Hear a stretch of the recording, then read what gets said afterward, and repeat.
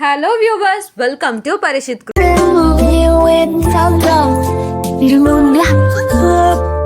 இன்னைக்கு நம்ம பார்க்க போகிறது ஒரு traditional Konkani special sweet recipe அம்பியா அம்பட். ரொம்ப சிம்பிள் இன்க்ரீடியன்ஸ் வச்சு செய்யக்கூடியது.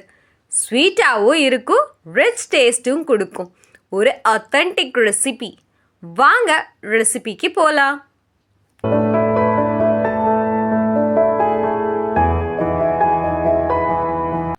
ஃபர்ஸ்ட் நம்ம இன்க்ரீடியன்ஸ் என்னன்னு பார்க்கலாமா? 4 to 5 மாம்பழம், 1 கப் கடலைப்பருப்பு, 1 கப் வெல்லம், 1 கப் அரைச்ச தேங்காய் விழுது, அப்புறம் 2 காஞ்ச மிளகா, 2 டீஸ்பூன் கீ, 10 to 12 முந்திரி பருப்பு, கொஞ்சமாக கருவேப்பிலை, 1/2 டீஸ்பூன் ஜீரகம். முதல்ல கடலைப்பருப்பு 6 மணி நேரம் ஊற வச்சுக்கோங்க. அப்புறம் குக்கரில் போட்டு 3 to 4 விசில் வரும் வரைக்கும் நல்லா சாஃப்டாக குக் பண்ணுங்கள். மாம்பழம் நல்லா பெரிய மாம்பழமாக இருந்தால் நீங்கள் கட் பண்ணி கொஞ்சம் சின்ன சின்ன பீஸாக கூட போடலாம். ஓரளவுக்கு சின்ன பீஸாக இருக்கும். இல்லை நம்ம மாம்பழமே சின்னது தான் அப்படின்னா நம்ம ஒரே கட் 4 பண்ணுவோம் இல்லையா, அந்த மாதிரி கூட நம்ம கட் பண்ணி கொஞ்சம் தண்ணி சேர்த்து நல்லா சாஃப்ட் ஆகிற வரைக்கும் குக் பண்ணுங்கள்.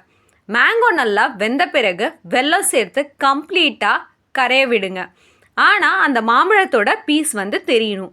நான் சொல்கிறது வெல்லம் தான் கரைய விடணும், மாம்பழம் கிடையாது.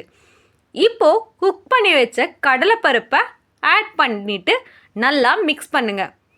அதுக்கப்புறம் ஃப்ரெஷ்ஷாக நம்ம அரைச்சி வச்சுருக்கோம் இல்லையா தேங்காய், அதை நம்ம ஆட் பண்ணிக்கோங்க.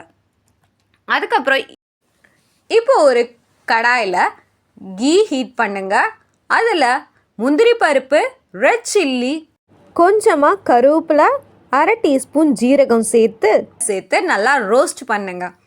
இந்த டெம்பரிங்காக ஆனதுக்கப்புறம் நம்ம இப்போது செஞ்சு வச்சுருக்கோம் அம்பியா அம்பட் மேலே ஊற்றி நல்லா மிக்ஸ் பண்ணுங்க. அவ்வளோதான், நம்மளோட சுவையான ட்ரெடிஷ்னல் கொங்கினி அம்பியா அம்பட் ரெடி.